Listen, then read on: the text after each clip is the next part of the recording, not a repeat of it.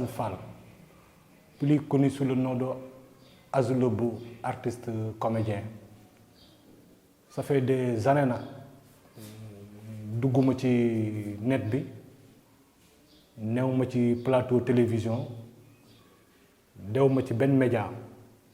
c'est parce que maa ngi toog fi ma toog di liggéey li may liggéey mais dafa am loo xamante ni boo ko déggee déggati ko il est temps nag nga génn pour leeralal pour éclaircir particulièrement nag ñaar ñi may adressé sama vidéo bi Pape Faye la Pape Faye nga xamante ni moom mooy président Arcos je crois que bu Dakar kenn ki di Mouhamed Ndiaye xaw ma tamit def revue de presse TFM ñaar ñi ñoo tax ma génn man Assane Fall plus connu sous le nom de Azulobo pour expliquer leen pour ñu comprendre non seulement ñoom ak ñenn ci Sénégalais yi ak ñeneen ñi nga xamante ne ñooy artistes yi Azulobo encore une fois Sénégal Pape Faye dañ ko invité à la télévision benn émission 2STV benn femme bu ñuy wax Aram Ndiaye invité que télé di ko demandé ci ñiy joué rôle góor jigéen Sénégal mu cité Lamine Ndiaye ba pare na ku mel ne Azulobo nangul sax xam sama tur le gars laa la ma wax le gars góor jigéen boobu ku ñuy wax Azulobo yaa ngi dégg lu baax li ma la le gars boobu ko góor jigéen boobu ñuy wax Azulobo joué na Azulobo théâtre Azulobo góor jigéen mais c'est après ça lui fait catastrophe xaw ma moo yooyu pour lan la Pape Faye bu fekkee jàngoo wala xamuloo naa la xamal tey ndegam yow yaay président Arcos kon lii ça prouve que ne yow dañ laa fal par respect fal la par ñeemte la fal la par xëy na peut-être xaritoo mais xam-xam taxul ñu fal la Pape Faye encore une fois ñaar ñi nga cité dañoo joué rôle góor jigéen muy Azulobo ak Lamine Ndiaye kenn joué wu ci rôle góor jigéen Azulobo rôle bi mu joué encore une fois ça n'a rien à voir ak homosexualité répété naa que 10 000 fois homosexuel mooy ñaari góor yuy sëy Azulobo rôle bi mu joué rôle la boo xamante ni xale bu góor bu jigéen di yar à bas âge mu di ko jàngal ay comportement ay attitude am loolu la olof di wax jikko ak ki nga miin ndaw ak kala yar Azulobo màgg ci style boobu nag dem ba màgg ci moo waral muy tàccu ak muy xaxataay ak muy defin mais amul fenn fa Azulobo amee rapport ak góor wala fu mu amee lien ak góor wala fu mu séqee dara ak góor amul fenn foo xoolee ci film Azulobo foo mën a waxee ni kii góor jigéen la kantaa nag tàccu yi ak wax ji ak démarche bi c'est parce que noonu lañ ma yaree ndaw ak ki mu miin jikko ak kala yar man éducation pour xamal doomu aadama yi que ne attention yéen a ngi gis nit muy dox yenn façon doxi ni di wax yenn waxi ni ngeen ni ko taxé góor jigéen or que kooku xamul sax luy góor jigéen il a reçu une mal éducation niñ ko yaree moo baaxul loolu laa doon xamal doomu aadama yi nañ def attention ñun jee suñu yaay ñu xool ni ñuy yaree waate suñuy doom man dama doon xaar ci Pape Faye yow en tant que acteur nga tàccu ma nga félicité ma parce que dama sacrifier sama vie pour def loolu juste pour éduquer après yow en tant que acteur nga war a taxaw ñun suñuy bët bu xonqee yow yaa ko war a taxaw faj bu ñu amee lu ñu métti yow Pape Faye yaa war a taxaw faj loolu mais du yow yaay toog ci télé yi di ñu taxé ay góor jigéen Lamine Ndiaye rôle bi mu joué du ça n'a rien à voir ak góor jigéen Lamine Ndiaye rôle bi mu joué ko xool pièce Lamine Ndiaye yëpp amul fenn foo xamante ni am na fa rapport ak góor wala am na fa dara lu muy séq ak góor Lamine Ndiaye li mu joué loolu la ñuy wax des fois ay góor wat ba nga góor jigéen encore une fois kenn moo ko mus a joué Sénégal muy Kebs actuellement ñu xam ko ci Père Mbaye te ba mu ci joué rôle boobu ba pare la ko croix teg ko nële boo toogatee télé en tant que ñu ni borom xam-xam nga moo tax ñu jël la fan la président Arcos boo toogatee télé ñu di la laaj lu jëm ci mbàllu góor jigéen Pape Faye nga réfléchir sa mémoire balaa ngay wax ñun ñiy joué rôle boobu ñun dañuy xaar ci yow nga félicité ñu wala nga tàccu ñu wala nga defal ñu mention très bien mais pas nga toog télé di yàq suñu der bu fekkee xamuloo ñu xamal la loolu Azulobo encore une fois Azulobo li mu joué ça n'a rien à voir ak homosexuel ça n'a rien à voir ak affaire góor jigéen Azulobo li mu joué problème de éducation la ak soi-disant nga toog ak benn xaw ma soi-disant productrice la xaw ma à chaque fois bu ñuy waxee ci affaire góor jigéen rek ñuy joxe Azulobo te yéen ñooñu di ko joxe ñu ne yéen a ŋànk aaru Sénégal ça c'est une honte bu ngeen ŋànkee aaru Sénégal te mu leen définir la personne et le personnage mu leen définir lan mooy rôle lan mooy mun leen définir nit ki li mu joué lan la mën a tudd kon yéen c'est inutile ngeen doon ay acteurs man nag à bas âge depuis 86 laa dugg ci théâtre bi ma amee ay 15 ans laa dugg ci art da ci reyante da ci ñafante sans l'aide de personne te temps ya may jóg ak di siw ak di reyante sama bopp boobu gisuma woon réseaux sociaux gisuma woon ay médias j'ai été toujours seul et je me débrouillais toute seule sans l'aide de personne ba percé temps yi Azulobo di génn doon artiste yombul daaray Kocc moo fi nekkoon ak Soleil Levant amul woon beneen troupe boo xamante ni mi ngi fi ñu mën a cibler ni di troupe la man maa fi ñëw dugg ànd ak ñoom seen biir ba percé depuis 2006 2007 2008 2009 ba 2010 ba 2011 doo tudd artiste comédien fii Sénégal te tuddoo ci Azulobo j'ai fait toutes les plateaux télévision sénégalaises même pas 10 jours j'ai fait 14 régions Sénégal yëpp def naa fa spectacle 45 départements bi def naa fa spectacle gisuma fu ma demal ci Sénégal def fa spectacle def fa programme xar nag day weesu mbote su ma paree ci loolu nag damay jël sama lépp ma tegee ko nële ma jublu ci leneen rien n'est éternel dans la vie. À propos de Mouhamadou Ndiaye balaa ngay toog télé rajo di def sa xalaas boobu di yàq deru doomu aadama deru gor il faut nga réfléchir Mouhamed Ndiaye pourtant am na ko fi dee buntu kër Youssou Ndour defoo ko xalaas pourtant jiiñ nañ fi waa TFM sàccum courant defoo ko xalaas jiiñ nañ leen fi sàccum antenne la xaw ma defoo ko xalaas pourquoi yéen toujours rek yéen a ngi toog di xool rek lu ñaaw lu salte ci doomu aadama rek ngeen di ko jël di ko teg ci doru gor Mouhamed Ndiaye man la ma nekkoon ba nga ne dama xewi dama fay la ma nekkoon li ma nekk nii moom ko gënal fuuf ndax benn obstacle la woon bu ma waroon a jaar waroon a def sama participation ci éducation Sénégal def naa ko ba ma ci pare nag Mouhamed Ndiaye mën maa boole 2006 2007 2008 2009 2010 ba 2011 di marqué sama point fii Sénégal doo tudd artiste comédien ak foo mënti dekk te tudd man damaa dem ba toog ba rëggal keneen koy tudd fii c'est parce que réseaux sociaux xëy na peut-être moo la ngemb man ba may jóg réseaux sociaux amul ba may siw réseaux sociaux amul te signé ma woon contrat signé ma ak télé aw ma producteur j'ai été toujours seul. maa doon artiste comédien maa doon acteur maa doon réalisateur maa doon manager maa doon gérer sama troupe maa yoroon côté financière jamono jooju te jamono jooju laa ñafay rayante ba ñu xam j'ai fait les études dama jaar académie des arts liggéey fa man ñi ma dimbali ci ay artistes comédiens mënuma leen a lim Mouhamed Ndiaye ban artiste troupe nga gis Sénégal rek nga gis fa troupe théâtrale rek nga gis ci Azulobo amul troupe bu génnee film nga gis ci Azulobo jusqu'à présent amul fenn ci Sénégal amul kenn ko joué film gis ci Azulobo ñeenti film laa jot a def sax amam na sax génnul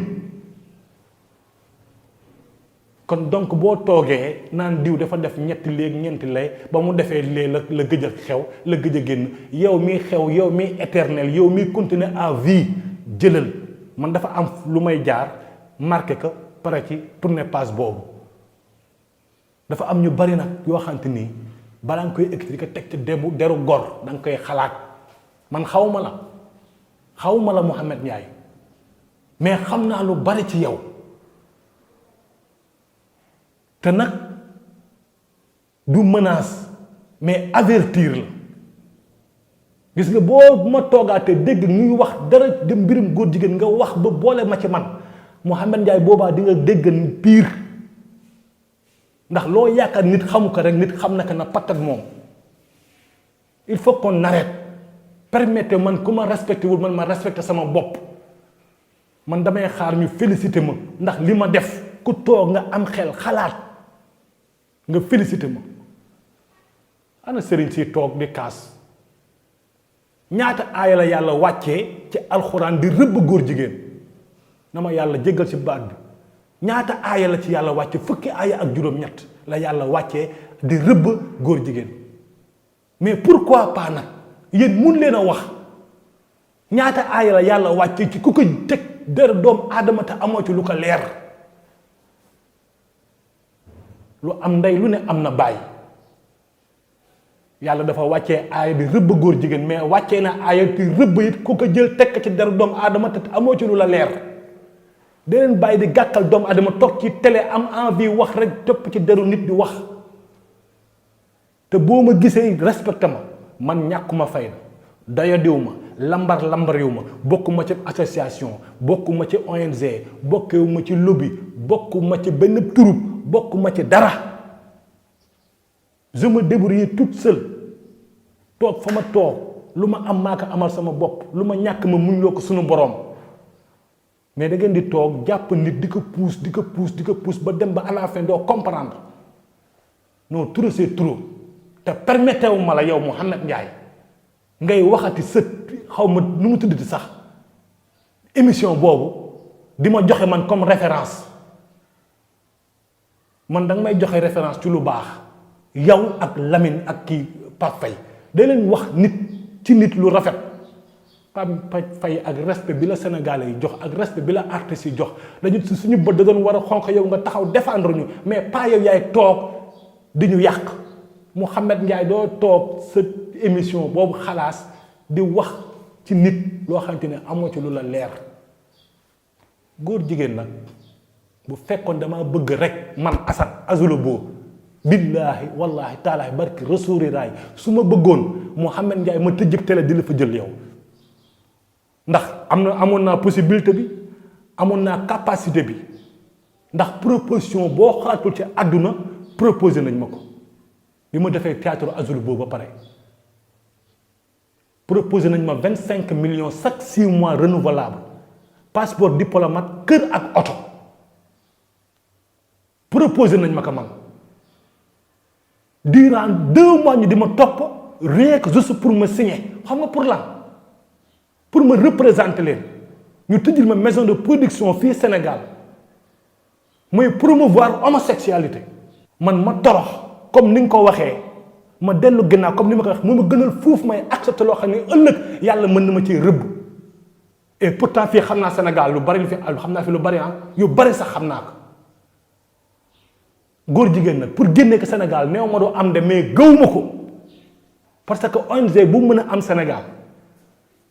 ak administration bu fi mën di am ak lu fi mënti gis ci Sénégal ñooñu ñoo leen ëpp doole man ku xamante ni man damaa am passeport diplomate te man joxe ma sama këyit joxe ma sama tur joxe ma sama sant joxe ma dara lépp dañ ma ko tegal ci taabal fii damay ba ñuy tudd tur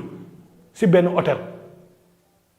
ñuy communiquer ak man ba ma àgg ba toog ba ma toogee lépp dañ ma tegal bu ma génnee samay dossier laay gis sama passeport laa gis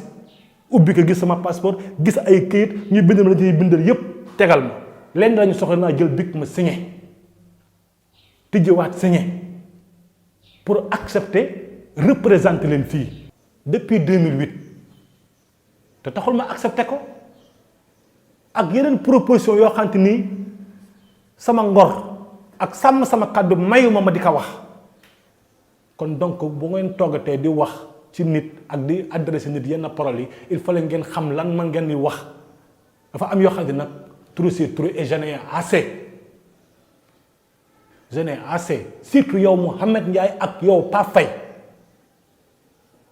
amul benn artiste boo xamante ni man maa ngi lay demander aide wala maa ngi lay solliciter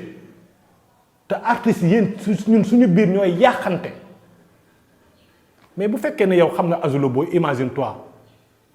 ah ça va na nga def yow xam nga Azoulo Bo waaw Azoulo Bo si artiste la parce que daf la laaj ndax xam nga Azoulo Bo c'est parce que artiste nga mais nga naan kaa waaw xam naa Azoulo Bo mais il paraît que moom dégg naa moom moom daa mel ne affaire góor jigéen xam nga yow artiste lan ngay wax Azoulo mooy loolu ça veut dire mooy lan ça veut dire mooy lan du ngeen wax ci nit lu rafet ba ma demee ba découvrir que ne artistes yi ci boppam ñoo gën a mën a yàq ay der laa téye sama bopp. amul benn ndajeem artiste bu ngeen may gis du festival du arcos du réunion du tour lii fi Macky Sall doon joxe barki Dembo Ndiaye xaw ma ay xaalis bii xool leen liste yi yow Pape Faye yow mii président xoolal sa liste commencement ba fin doo ci gis turu Assane Fall parce que j'ai pas besoin fukki dërëm yoo lekk ñu yàq ci sa réputation fukki dërëm yoo lekk ñu yàq ci sa der man ba ma waree am xaalis amoon possibilité am xaalis te fii Sénégal la ah fii Sénégal la ma bañ man am na ñoo xam ne bu leen ñoom ñu accepté ko bu doon ñoom ñu accepté ko ñaata doom aadama laa dimbali ci ay këyit même ak yeneen ak yeneen ak yeneen ak yeneen nit ki bu toogee toogaayam bàyyi leen ko ngir yàlla mu toog toogaayam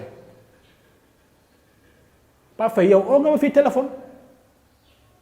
téléphone na ma azul na waaw gis nañu li nga def vraiment dañu kontaan ñu waxtaanoon ba jubóo suñu biir bëgg laa nommer meilleur acteur yow Pape Faye yow yaa ma wax loolu may la ok si duuta door bi nga oote sa buntu kër ñu dem foofu rencontrer par faiblesse nga jël meilleur troupe jox ko Soleil Levant et c'est bien beau et c'est normal meilleur scénario muy le 13 nga jox ko Daaray Kocc et c'est normal meilleur artiste xam nga koo ko jox Mandione Laye ndax yenu na maanaa fu Azula boo taxaw saa neex taxaw fa nga jël meilleur artiste comédien jox ko Mandione ana Mandione ak comédien pour xamal la yow sa xam-xam man daf may étonné nga jël meilleur artiste comédien jox ko Mandione Laye je ne suis pour rien pour Mandione sama gaañ la sama xarit la ku baax la ku ma respecté la mais Azula boo mënul taxaw ci guddi yu ñu toog guddi yooyu ñu toll mu génnee théâtre Azula boo saa neex génnee théâtre saa neex bi muy lekk laax bi ci rab yi nga jël Mandione Laye teg seen diggante na moo leen sut pour xamal ne yow sax xam-xam man ba tey daf may étonné waaw yëpp amul problème ma dem toog continuer samay liggéey man li ma nekkoon daaw ak gaawaati géej li ma nekk ren ma ko gënal fuuf man li ma gën a métti rek nga toog xalaas naan Azula boobu ba mu defee théâtre boobu si la fay Mohamed Ndiaye man dama décroché contrat 14 pays le 25 laa ko décroché je dois faire 14 pays européens xam nga kañ laa ñëw le 7 mai laa ñëw à cause de mbas mi bi ma ñëwee ba tey maa ngi Sénégal Almadi laa dëkk def fa même pas 2 semaines jóge fa ñëw Saly logé lépp pour am tranquillité soo ma séenee nag boo amee sab sarax mën nga koy jox ndax sama simplicité ndax sama simplicité ku baax laa nag mais j'ai un caractère de merde samay kaf bariwul parce que yéen ku kaf ngeen dëkkal ko fu ngeen ko dëkk warula dëkkal Mohamed Ndiaye am na yu bari sax yoo xam ne bëgguma la ko dévaler muy yow muy Pape Faye mais ngir yàlla ak yonent bi jëmmi Rasulullaay bàyyi leen ma sinon di ngeen ma tax a dévaler loo xam ne bëgguma ko woon dévaler da ngeen wax ci affaire góor jigéen rek je suis mieux placé pour expliquer leen te il faut que ngeen arrêté man su ma meloon ni yéen accepté yeneen yoo xamante nii sax mënuma koo wax su ma meloon ni yéen te Pape Faye yow wax na yow toog naa ma toog yow Pape Faye toog nga ma toog beneen tubaab toog sa biir kër ñuy waxtaan man ak yow te xalaat doon waxtaan xam nga ko kon attention arrêteel il faut nga arrêté yow Mohamed Ndiaye loo yaakaar ne xaw ma ko xam naa ko te bul ma tax a wax damay bañ a tudd tur di vexé nit mais arrêteel bàyyi leen ngeen toog ci télé bi mel ni si comme di ngeen banaan comme neige amu leen gàkk-gàkk amu leen tilim amu leen dara loo xam nit mën na leen ko rapproché ngeen toog jàpp deru doomu adama deru gor ni yow jullit ni yow mosoo kaa xamal dara nga jàpp ne ci deram di ko yàq di wax ci moom lu ñaaw loo xam ne boo ko waxee àdduna gépp dar seen gémmiñ ngeen toog di wax Mouhamed Ndiaye arrêteel Pape Faye arrêteel aw ma lenn loo xamante ni maa ngi la koy souhaité ak maa ngi la koy demandé ak maa ngi la koy ñaan bokkuma sa association bokkuma sa réussir bokkuma sa dara j'ai pas besoin rien lu jëm ci say mbir amul benn ndajem artiste bu ma bokk il faut ñu arrêter.